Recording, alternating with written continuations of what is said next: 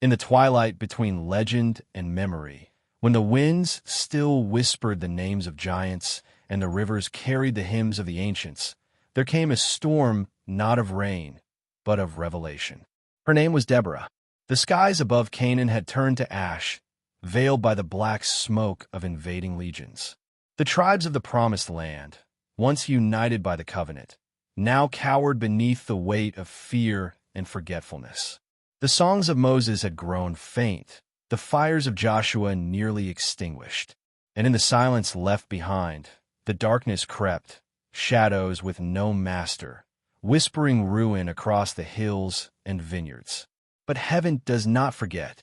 High upon the crags of Ephraim, in a grove that bore the fragrance of eternity, a woman stood beneath a terebinth tree. Her eyes held lightning. Her lips knew the ancient syllables of truth. And when she raised her hands to the heavens, thunder answered.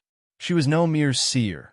She was chosen, carved from the breath of prophecy, armed not with sword, but with the voice of the Almighty. This is the tale of Deborah, the Prophetess of Thunder. Guided by the echo of divine thunder and the pulse of an artifact lost since the time of the patriarchs, a relic of radiant gold and mystery hidden deep in the bones of the mountains, Deborah shall awaken the covenant once more. With her rise, a resistance is born, warriors of the forgotten flame, dreamers of the celestial dawn, and wanderers whose faith still burns like wildfire. Together, they shall face legions of shadows, beasts birthed from despair, commanders cloaked in death, and a darkness ancient as time itself. For the land cries out, and only thunder shall answer. So listen closely, traveler of faith and wonder. For what you are about to hear is no mere story. It is a revelation carved in lightning, a war song from the heights of heaven. The prophetess has risen. The storm has begun. Chapter 1. The Tree of Whispering Fire. In the land of Canaan, where olive trees sway like sentinels and the dust remembers the feet of prophets, a storm was waiting to be born.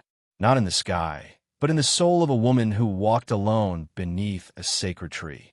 Deborah, daughter of Lapidoth, sat in silence beneath the terebinth of revelation. The tree, older than the bones of the hills, stood on the border between the wildlands of Ephraim and the trembling hearts of men. Its roots drank the waters of secret springs, and its leaves shimmered with an unnatural glow at twilight. Locals called it the Tree of Whispering Fire. For those who dared approach swore they heard voices within the rustling, words not meant for mortal ears. She had heard them since she was a child. The first time thunder had spoken her name, she was gathering figs beside her mother's hut. A storm had broken without clouds, lightning cracking in a blue sky. And from the heart of that lightning came a voice, not loud, not cruel, but immense and intimate, like the wind of creation brushing across her soul. Since then, the voice returned only in the silence of her heart or the crash of distant storms. But always it guided her. Now, as age clung to the land and shadows pressed against the borders of the tribes, Deborah waited. The wind was still. Even the birds held their breath. And then, like a great lion stretching in the heavens, thunder roared. Her eyes opened, not with fear, but with recognition. "It is time," she whispered. From the base of the tree, the ground trembled. A stone slab, half buried for centuries, groaned and shifted. As it rose, covered in roots and moss, it revealed an ancient symbol etched in gold, a seven-pointed flame surrounded by wings. Her fingers traced the shape, and fire did not burn her. Instead, it welcomed her, humming like the strings of a divine harp. Visions flooded her mind. Cities crumbling, a great beast with no eyes devouring the stars, and a throne of crystal floating above the wilderness, where a hand of light reached downward. In that hand, a blade, not made of steel, but of thunder itself. She gasped and fell back. But the voice returned. "Rise, Deborah. You are my storm. You are my judge." She stood. The wind obeyed her now. Clouds gathered like an army, and lightning crowned her brow. The tribes had forgotten the covenant. They bowed to Baals and traded truth for comfort. But a remnant still breathed, hiding in caves, praying for a sign. Deborah would be their sign. In the valleys of Naphtali, raiders rode like wolves, pillaging fields and taking captives to their iron cities. From the north, the kingdom of Hazor stirred, its king, Jabin the Devourer, whispering to spirits in jars of bone. His captain, Sisera of the iron chariots, had not lost a battle in 20 years.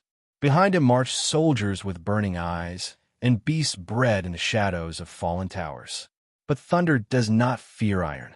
As night fell, Deborah descended the hill. Behind her, the tree of whispering fire pulsed once more, sealing the artifact in the earth. She would return when the time was right. For now, she needed warriors, souls brave enough to listen to the voice that spoke in storms. Barak, son of Abinoam, a hunter from Kadesh, was the first to heed her call. He arrived with mud on his face and doubt in his heart. "You are but a woman," he said, "and I am but a man. How can we defy kings?" Deborah's eyes glowed with the memory of lightning.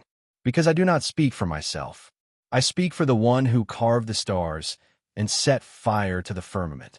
Barak bowed. "Then I will go, but only if you go with me." "I shall go," she answered. "But know this, victory will not be yours. The glory will belong to another, one no man suspects." The wind howled in agreement. Thus began the gathering of the remnant. Farmers laid down plows and took up spears. Women carried torches into the dark. Children listened at the feet of elders as tales of the Exodus were told once more. The land remembered, the blood remembered, and above it all, thunder echoed through the hills, not of weather, but of destiny. For the prophetess had risen, and the war for the soul of the land had begun. Chapter 2. The Scroll of Shattered Stars. Beyond the hills of Ephraim, where the night winds carried the songs of forgotten angels, there lay a cavern sealed by silence. Few knew of its entrance, hidden beneath the ruins of an altar swallowed by ivy and shadow. But Deborah had seen it in vision, the scroll that slept beneath stone, inked in starlight and blood. She and Barak traveled under moonless skies, led only by fireflies that hovered like tiny sentinels. Their steps did not echo, for the very ground seemed to hush in reverence. When they reached the place, 3 standing stones arranged in the pattern of heaven's belt, Deborah knelt and placed her palm on the earth. The ground sighed, dust lifted, and the stones began to glow. With a rumble like 1,000 ancient voices exhaling at once, the earth cracked open. A spiral stair of obsidian revealed itself, descending into a cold breath that smelled of time before time. Barak hesitated. "What lies below?" he asked. "A memory," she said, "and a command." Together they entered. The air inside was thick with the weight of unspoken truths. Glyphs danced across the walls, shifting as they walked past, forming words in languages long dead. Deborah read them all, her mind illuminated not by learning, but by revelation. The scroll, she knew, was not merely a record, but a map, a warning, and a weapon. At the heart of the chamber, suspended in midair by invisible threads of light, hovered the scroll of shattered stars. Barak reached for it. "Do not touch," Deborah warned. "Only one called by thunder may take it." She stepped forward. The scroll pulsed, sensing her nearness. When she placed her fingers upon its silvery casing, the chamber burst with light. Scenes flashed before her eyes, battles in heavens, angels falling like comets, the forging of the artifact hidden beneath the whispering tree. She saw the first judge, cloaked in fire, and the last, robed in silence. She saw her own name inscribed across the sky. The scroll unfurled with a sound like wind tearing through destiny. Its contents were written in a script of shifting flame. Deborah, read aloud. "When the stars break and the throne of smoke rises, let the voice of thunder awaken the chosen. Let the mountain burn, the river split, and the chains of iron shatter. One shall call, many shall rise, and the darkness shall tremble." Barak fell to his knees. "What power is this?" "The promise of heaven," Deborah whispered, "and the doom of shadows." As they ascended from the cavern, dawn broke across the land. But it was not a gentle sunrise. The sky was scarred with red streaks, and flocks of birds flew in panic spirals. From the east, a sound rumbled, a distant metallic grinding. The chariots of Sisera. In the fortress of Harosheth, Sisera stood upon his balcony of bone. A giant of a man, his armor forged from captured thunderstones, he watched the land like a lion watches the grass. He had heard whispers of Deborah, a woman judge, a prophetess, a storm walker. He laughed.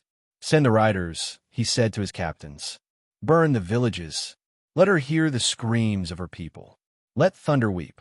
His army moved like a river of ash, iron wheels spinning, torches flaring, drums of bone echoing across the hills. But as the chariots passed through the Valley of Oaks, one rider returned, bloodied and pale. "She was there," he gasped. "Deborah, standing alone. In the sky, it screamed." Sisera narrowed his eyes. "Let her scream. We will answer with fire." Meanwhile, Deborah returned to the mountains. With the scroll of shattered stars secured in a vessel of cedar and gold, she summoned the elders of the tribes. Only a few came, men with eyes dulled by sorrow, women wrapped in mourning cloth. But as she read from the scroll, their hearts burned anew. A covenant was rekindled. Banners once buried were raised. Ram's horns were polished and made ready. And in secret places, weapons long hidden were drawn once more into the light. Not for conquest, but for deliverance. In the twilight of that day, thunder rolled over the hills. Deborah stood atop the Watcher's Rock, arms raised to the sky. "He who formed the cloud speaks again," she cried. "And we will answer, not with fear, but with flame." The people answered with a cry that shook the trees. A storm was rising, not in the clouds, but in the hearts of those who remembered the voice of the Almighty. And though the armies of Sisera marched with steel and fury, the scroll had spoken. The prophetess would lead, the tribes would follow, and the shadows would learn the name of thunder. Chapter 3. The Sword Beneath the River. The river Kishon whispered of ancient wounds. Its waters, dark and slow, coiled like a serpent through the valleys where once the tribes sang in freedom. Now, its banks were littered with broken carts, rusted armor, and the bones of forgotten warriors. No one dared linger there, save the dead, and those who had no choice. But Deborah had heard the thunder speak of it. Guided by the scroll's vision, she and Barak made their way to the river's hidden bend, where moss-covered stones formed a forgotten altar. The wind there did not blow. The trees stood still, as if listening.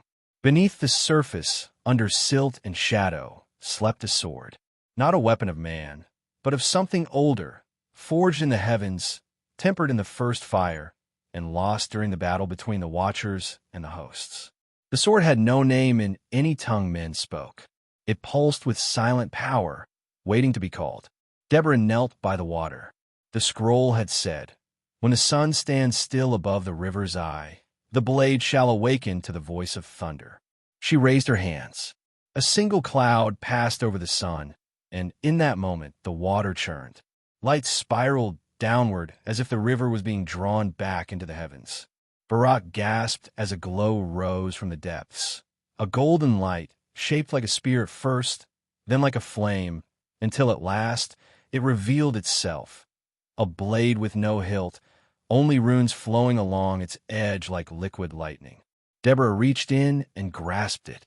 Pain lanced through her hand, but she did not let go. The sword demanded memory, visions of sorrow, of exile, of covenant broken and restored. She offered her soul, and the blade accepted. She rose from the riverbed, the sword held high. Its edge hummed with the voice of stars. The trees bowed. The wind returned. "This," she said to Barak, "is not to conquer, but to divide truth from lie. It will not serve the proud." Barak stared in awe. "Then many will fall, only those who serve the darkness." Far off, horns blared, the sound of Sisera's scouts. Deborah turned her eyes toward the horizon. "Let them come. The river will remember their blood." That night, by firelight, she carved symbols into the rock beside the Kishon. She taught the warriors who had come, 30 at first, then 50 more, how to fight not only with steel, but with spirit. The scroll's teachings became their creed.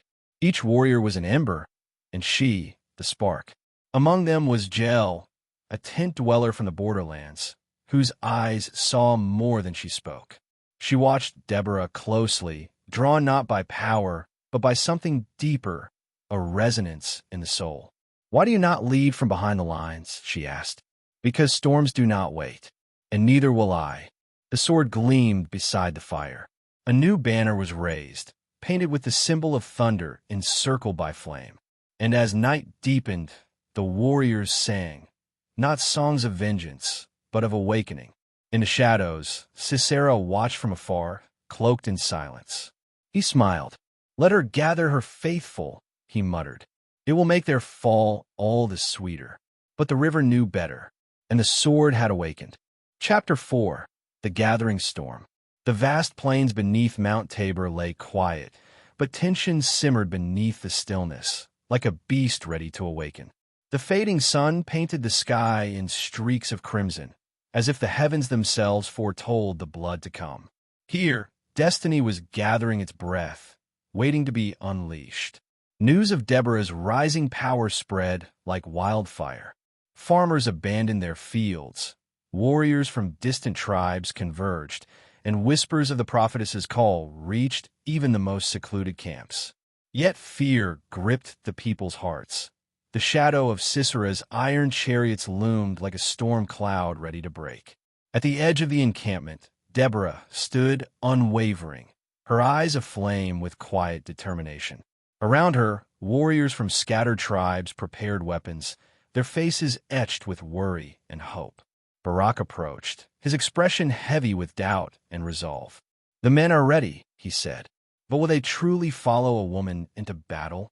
Deborah's gaze met his, steady and fierce. "They will follow the thunder's voice, not the flesh that speaks it." She raised the ancient sword high, its runes glowing faintly in the gathering dusk. "Tonight, we summon the storm." As darkness deepened, campfires flickered like fallen stars, casting dancing shadows on faces hardened by years of fear and suffering. Elders shared stories of judges past, heroes who fought not only with swords but with faith, kindling a flame of courage in young and old alike. Then a low rumble shook the ground, distant yet unmistakable. The iron chariots of Sisera drew near, their approach like a swarm of locusts devouring the horizon. Barak paled. Sisera's riders are coming. Deborah lifted her eyes to the darkening sky, where flickering torches moved like fireflies in a storm. "Then we will meet the storm and become it." She whispered words older than the hills, calling upon the spirit of the land, the breath of the heavens. The wind stirred, swirling around the camp, carrying the scent of rain and distant thunder. The warriors responded with a roar that shook the trees. Thunder echoed from the hills, not from the clouds, but from their united hearts. In that moment, Deborah was no longer merely a judge or prophetess. She was the storm made flesh, a tempest forged from sacred whispers and ancient fire. The battle to come would test more than steel and blood. It would challenge the very fate of the Promised Land, and the earth held its breath. Chapter 5. The Shadow's Edge. Night fell like a heavy shroud over the encampment, smothering the flicker of fires and silencing the usual hum of restless voices. The air was thick with tension, a silence charged with the weight of what was to come. Deborah moved through the rows of tents, her presence a quiet flame in the cold darkness, steadying hearts as much as her words could. She found Jael seated beside a dying fire, her eyes reflecting its faint glow. The woman's hands were steady, wrapping cloth with deliberate calm, yet her gaze betrayed a quiet storm within. "The sword beneath the river has spoken," Deborah said softly. "Tomorrow, the shadows will come to claim this land." Jael looked up, meeting Deborah's steady eyes. "And if the shadows win?" "They will not," Deborah replied, voice firm and sure. "The voice of thunder will shatter their darkness. Their shadow cannot stand against the storm."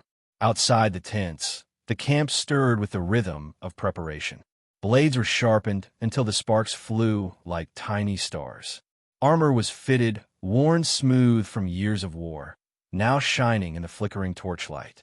Whispered prayers passed from mouth to mouth, in ancient tongues and hurried hopes. Fear was there, beneath the courage and resolve, threading through the warriors like a chill wind. Deborah felt it too, deep in her bones, but she would not let it root. She climbed the Watcher's Rock, a high cliff overlooking the valley where the enemy amassed. The moon hung low, casting pale silver light across Sisera's vast army. Iron chariots gleamed like dark predators in the night, their riders ready to descend and devour all. Raising her hands to the sky, Deborah called upon the storm's power. The wind stirred, wrapping her like a cloak, swirling with the scent of rain and charged electricity. The thunder rumbled closer, a fierce heartbeat that echoed in her soul. The voice she had heard all her life was no longer distant. It was near, roaring with urgency. "Barak," she called, and he appeared at her side, eyes sharp, muscles tense. "Tomorrow, we stand at the edge of shadow. But remember, shadows flee the light, and thunder breaks silence." Barak's nod was slow but steady. "We fight not for glory, but for those who cannot." As the first light of dawn stretched over the valley, Deborah gathered her warriors before the rising sun. Her voice rang out, clear and strong, weaving a tapestry of courage and faith. She spoke of storms that cleanse, of fires that burn away fear, of the strength found in unity. The sword gleamed at her side, its runes glowing faintly, a beacon in the dawn's early light. The battle erupted like a tempest unleashed. Steel clashed, sparks flew, and the ground trembled beneath the fury of men and beasts. Thunder rolled above, as if the heavens themselves joined the fight, shaking the earth with their roar.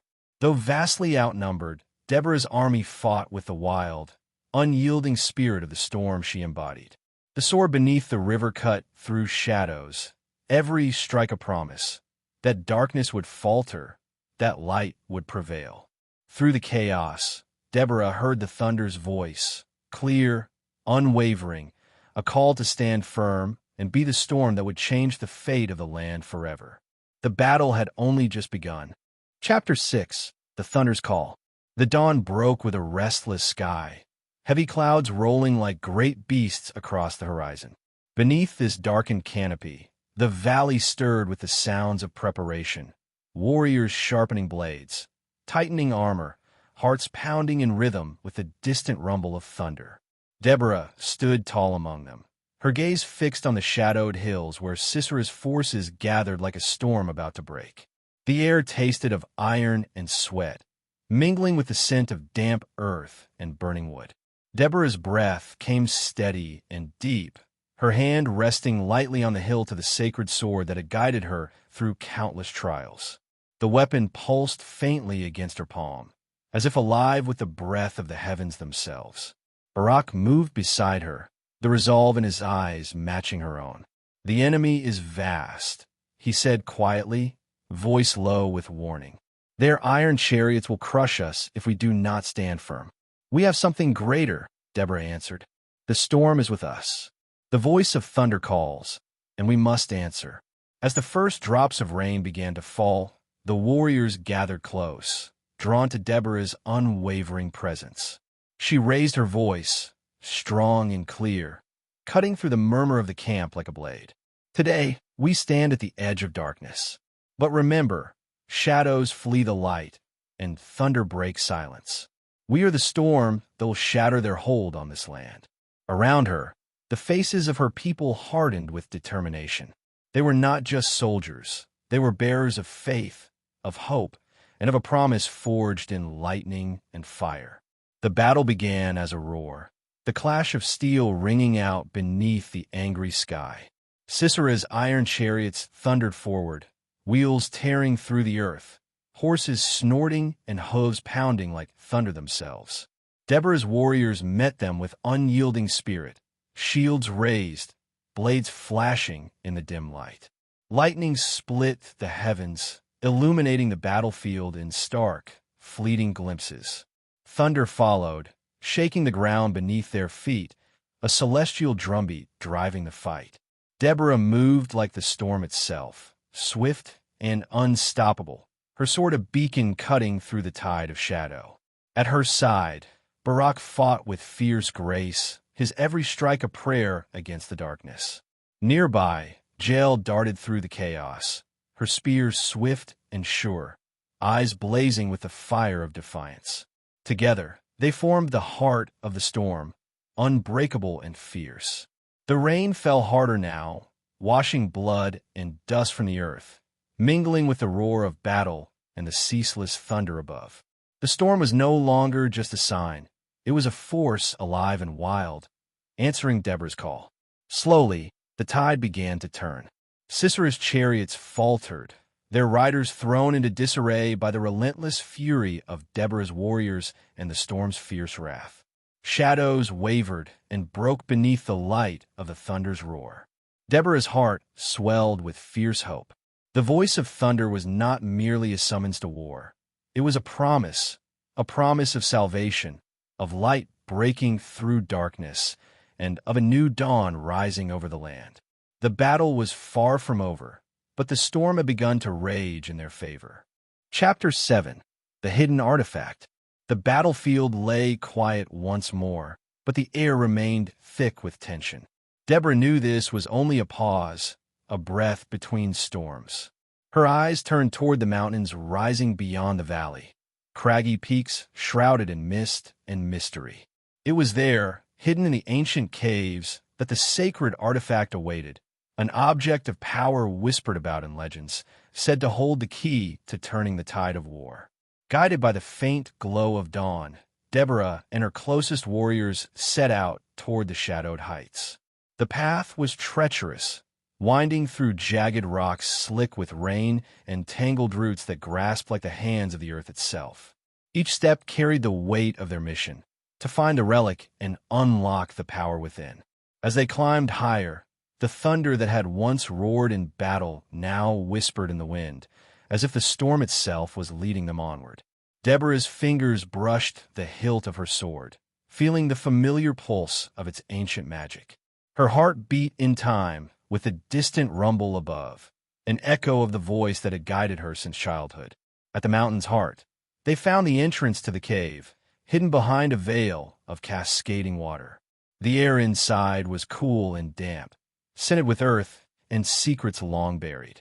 Shadows danced along the walls, illuminated by flickering torches held steady by Deborah's warriors. Deeper and deeper they ventured, until the passage opened into a cavernous chamber. There, resting upon a stone altar, lay the artifact, a crystal orb, radiant and alive with swirling light. Its surface shimmered like captured lightning, a storm held captive within glass. Deborah stepped forward, mingling with purpose.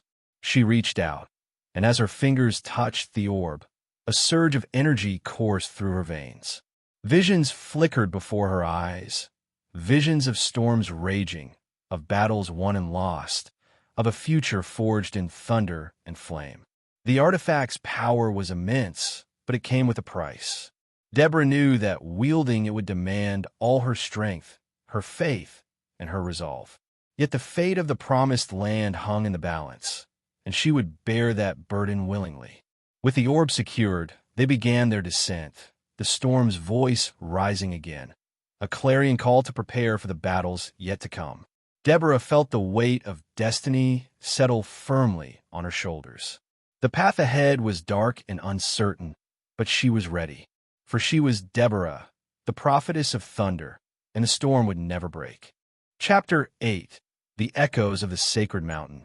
The first light of dawn bathed the sacred mountain in hues of gold and crimson, its peaks piercing the sky like ancient sentinels guarding forgotten secrets. Deborah stood at the mountain's base, the sacred orb humming softly in her hands, its power intertwined with the very heart of this land. Legends spoke of this mountain as a place where the veil between earth and heaven was thin, a threshold where prophets could hear the true voice of the divine. Deborah had come seeking more than guidance. She sought the strength to unite her people and to confront the darkness that encroached from the shadows.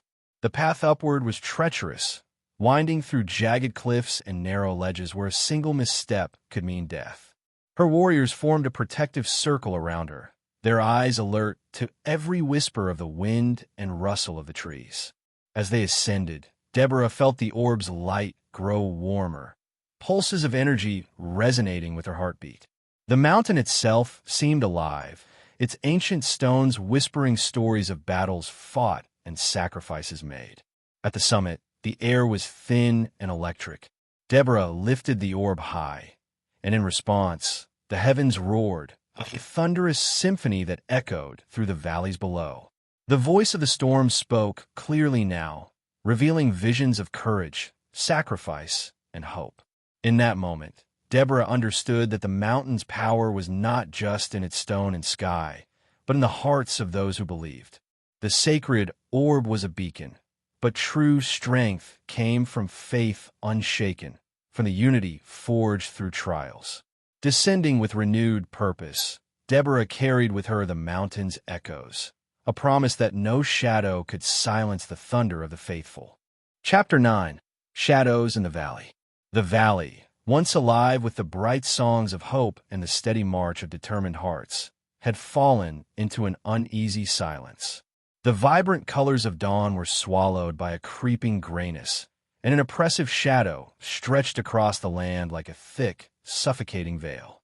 Deborah could feel it before she saw it. A sinister presence weaving its way through the trees and stones, threatening to swallow the light entirely. Her warriors, though battle-hardened, sensed the change in the air. The very ground beneath their feet seemed to tremble with a quiet warning. The winds carried whispers, chilling and cold, a murmur that spoke of unseen enemies moving with deadly purpose. From the depths of the shadowed forest came figures that belonged more to nightmare than to the waking world, silent, swift, and merciless. Their eyes glimmered like smoldering coals in the darkness, and their forms flickered like smoke, twisting and turning with unnatural grace. Deborah stood at the forefront, her hand resting on the hilt of her sacred sword, its ancient runes faintly glowing in response to the looming danger. The sacred orb, now a constant companion, pulsed with a steady, calming light at her side, a beacon of hope and power in a night consumed by dread. "Stand fast," Deborah commanded, her voice clear and unwavering, cutting through the thick tension that threatened to bind the hearts of her people. "The shadows may creep, but they will not break us. The thunder is with us. The storm is ours to command." The air thickened as the enemy closed in, and the valley became a crucible of clashing wills. The shadows struck like vengeful spirits, moving with terrifying speed, their attacks sudden and merciless. They weaved between the trees, emerging from the darkness like specters intent on extinguishing every spark of life and hope. Their claws glinted with malevolence as they lunged, seeking to tear through armor and flesh alike. But Deborah's warriors were no strangers to fear. They met the shadows with blades forged in faith and hearts hardened by purpose. Steel rang against darkness in a brutal, relentless dance. Each strike was a prayer, each defense a testament to their unyielding spirit. The thunder above seemed to echo their resolve, shaking the very heavens with its roar. In the midst of battle, Deborah lifted the sacred orb high. It flared brilliantly, sending waves of radiant light that pierced the darkness, burning away the shadow's grasp. Lightning arced across the sky, answering her call, illuminating the battlefield with jagged streaks of divine fury. The storm's voice grew louder, a roaring anthem that bolstered the warrior's courage and drove the creatures back.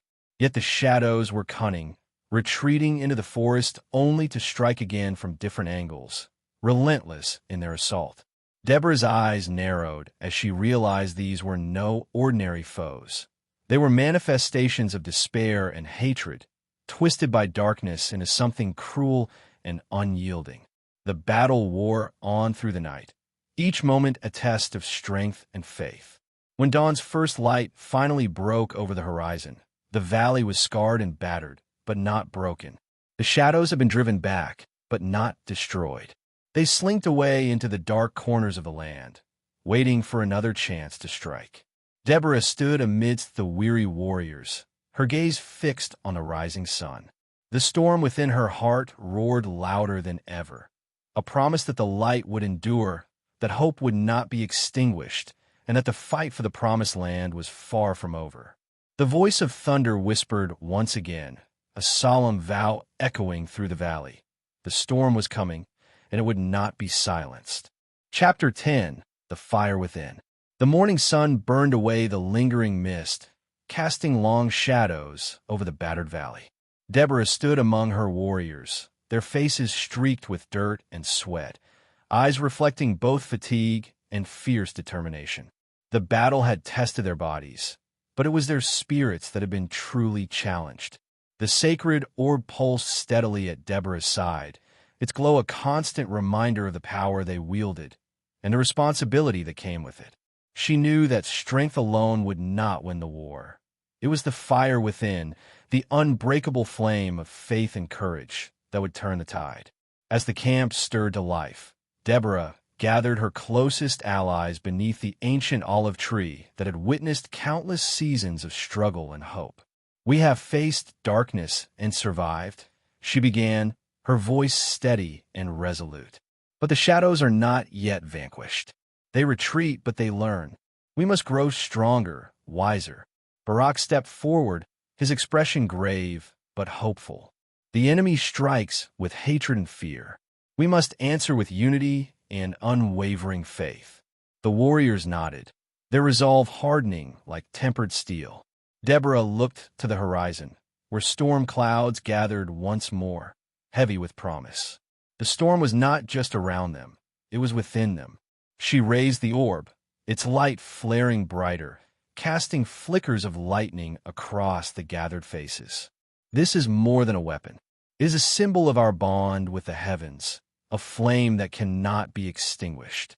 Let it kindle the fire in our hearts." That night, the camp was alive with the crackle of fires and the hum of whispered prayers. Deborah walked among her people, her presence a beacon of hope and strength. She felt the pulse of the storm in her veins, the thunder calling, the lightning guiding, the rain cleansing. The battles ahead would be fierce, but Deborah knew they were not alone. The fire within each of them burned brighter than any shadow, and as long as that flame endured, the promised land would never fall. The storm was coming, and they would meet it unafraid. Chapter 11. The Secret of the Mountain. The days that followed were heavy with preparation and anticipation. Deborah's warriors trained relentlessly, their movements becoming sharper, their hearts steadier. Yet, amid the clamor of steel and the chorus of determination, Deborah's mind returned again and again to the mountain cave, to the sacred orb and the secrets it held. She knew the artifact was more than a source of power. It was a key to knowledge lost in the shadows of time. Legend spoke of a hidden chamber deep within the mountain, a place where the very voice of the heavens could be heard, where the thunder spoke truths to those who dared to listen. Guided by whispers carried on the wind and the flickering light of the orb, Deborah led a small group back to the mountain's heart. The path was grueling, twisting through narrow crevices and steep cliffs, each step a test of their resolve. Inside the cave, the air was thick with ancient magic. Symbols carved into stone glowed faintly, their meaning lost to most but whispered to Deborah in visions. They moved deeper, until a vast cavern opened before them, walls alive with shimmering veins of crystal, pulsing like the heartbeat of the earth itself. At the center, a stone dais held an ancient tablet inscribed with celestial runes. Deborah reached out, feeling the electric charge in the air as her fingers brushed the stone. The orb responded, its light merging with the carvings, illuminating secrets long hidden. Visions unfolded, of storms raging across the skies, of battles fought by heroes past, of a destiny intertwined with the heavens. Deborah realized the mountain was more than a refuge. It was a gateway to understanding the storm's true nature. But knowledge came with danger. The deeper they delved into the mountain's secrets, the more Deborah felt the weight of unseen eyes watching, waiting. The shadows that haunted their land were not just enemies on the battlefield. They were guardians of the darkness, determined to keep the truth buried. As the orb's light filled the cavern, Deborah made a silent vow to uncover the secrets of the mountain, to harness the storm's full power, and to lead her people through the gathering darkness, no matter the cost. The voice of thunder whispered louder now, echoing through stone and soul alike. The storm was awakening. Chapter 12. The Whispering Winds. The winds had changed their tune, no longer the gentle breath that carried the scents of olive trees and wildflowers, but restless currents, swirling and swirling like the breath of the gods themselves. Deborah stood on the highest ridge, the sacred orb resting in her palms, its soft glow pulsating in harmony with the restless air. Below, the valley stretched wide, its fields and forests cloaked in a growing shadow, the promise of storm heavy in the atmosphere. Her warriors moved like shadows along the rocky paths, each one prepared for the battle that whispered on the horizon. The clouds, swollen and dark, gathered swiftly, wrapping the land in a cloak of impending doom. But this was no ordinary storm. It was a message, a call from the heavens carried on the wild winds that howled with secrets only the faithful could hear. Deborah closed her eyes and reached out with her spirit, seeking the meaning buried in the restless breeze. The winds whispered in voices soft yet urgent, weaving tales of betrayal, ancient pacts broken, and new threats emerging from forgotten corners of the earth. They spoke of enemies both visible and unseen, forces that sought to shatter not only her army, but the very faith that bound them together. Her thoughts turned to Barak, the steadfast warrior whose loyalty had been her rock in the darkest hours. Yet even the strongest of bonds could be tested, and Deborah knew the greatest challenge lay ahead, not just in the battles of steel and blood, but in the trials of trust and unity. The whispers warned her of doubts seated in the hearts of men, shadows darker than any enemy she had faced before. With a silent prayer, Deborah called upon the heavens for guidance and strength. The orb in her hands flared suddenly, bursting into a radiant beam that sliced through the gathering storm clouds. The thunder answered with a roar that shook the earth, a mighty drumbeat of war and hope intertwined. Her warriors lifted their eyes to the sky, the fire of determination burning brighter in their gaze. Deborah raised her voice above the tumult, fierce and resolute. This storm is no mere tempest. It is the voice of destiny itself, calling us to rise. We stand not just as soldiers, but as the bearers of light against the dark. Let the winds carry our courage and faith to the farthest corners of the earth. As the first drops of rain fell, mingling with the dust and sweat on the faces of her people, Deborah felt a fierce joy within her chest. The storm was coming, yes, but so was their time. The winds spoke of change, of trials, of battles that would shape the fate of their world. And Deborah, the prophetess who heard the thunder's voice, would lead them through it all. The winds whispered secrets, but Deborah's spirit roared louder still. The storm was awakening, and she would be its herald. Chapter 13. Shadows Among the Ranks. The camp was alive with preparation, yet beneath the clamor of forging weapons and the murmurs of prayers, a different tension simmered, one less visible but no less dangerous. Deborah sensed it like a cold wind slipping through cracks in the fortress walls, shadows among her own ranks. The enemy outside was fierce, but the threat within could fracture everything they had fought to build. Whispers of doubt had begun to spread, fueled by fear and uncertainty. Some warriors questioned the sacred orb's power. Others whispered of alliances with dark forces, their loyalties wavering in the shadow of the coming storm. Deborah gathered her closest confidants beneath the flickering light of the campfire. "Our battle is not only against the darkness without," she said, voice steady but fierce, "but also the shadows that lurk inside us. Fear, suspicion, betrayal. These are enemies no blade can cut." Barak's jaw tightened. "We must root out the traitors, the doubters. They threaten to unravel us before the first arrow flies." Deborah nodded. But we must be careful. Fear breeds mistakes, and in haste we could destroy the very unity we need. A scout returned breathless, eyes wide. Strange signs in the woods, my lady. Fires burned low, strange markings left on the trees. It feels like the enemy's hand is closer than we thought. The camp grew silent. Deborah's gaze pierced the dark beyond the flames, her mind racing. The storm was coming, yes, but the greatest danger might not be the enemy's sword. It might be the fractures among her own people. That night, Deborah walked alone beneath the starry sky, the orb's gentle glow lighting her path. She whispered a prayer to the heavens, seeking clarity and strength. "Let the thunder speak truth," she murmured. "Reveal the hidden, unite the broken." The winds answered with a sudden gust, carrying the faintest echo of a voice, a warning, a promise, a call to vigilance. In the days ahead, Deborah would confront not only the enemy outside, but the shadows within. For the fate of the Promised Land depended on their unity and their faith. Chapter 14. The Siege of Thunder. The horizon burned with the first light of dawn, casting a fiery glow upon the valley below. Deborah stood atop the rocky outcrop, her eyes scanning the encroaching forces that gathered like a tide of darkness at the edges of the Promised Land. The enemy's banners snapped cruelly in the wind, shadows coalescing into an unstoppable wave. Her warriors prepared in silence, every breath heavy with the knowledge that this battle would decide their fate.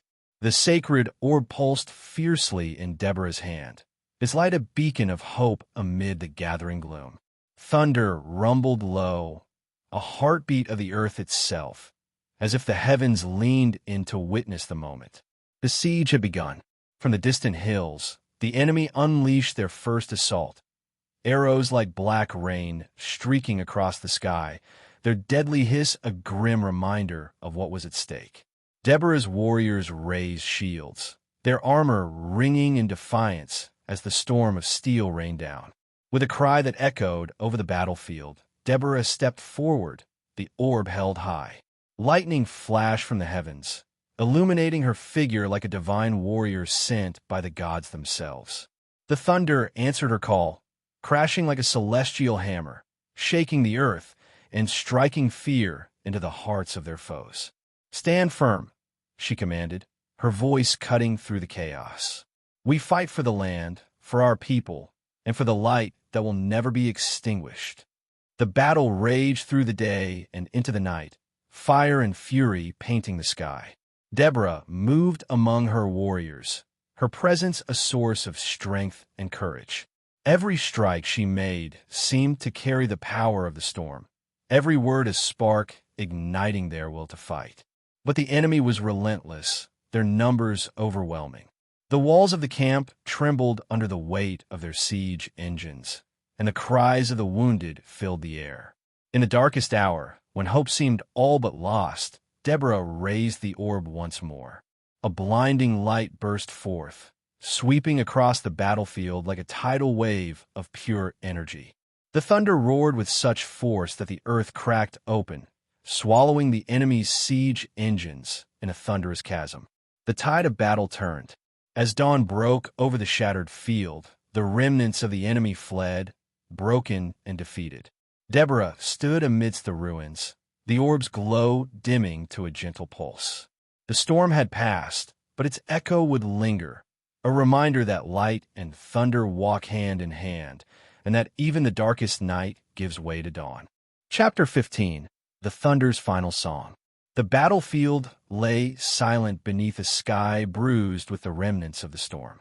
The air still trembled with the echoes of thunder, a fading symphony that bore witness to a war hard fought and lives forever changed.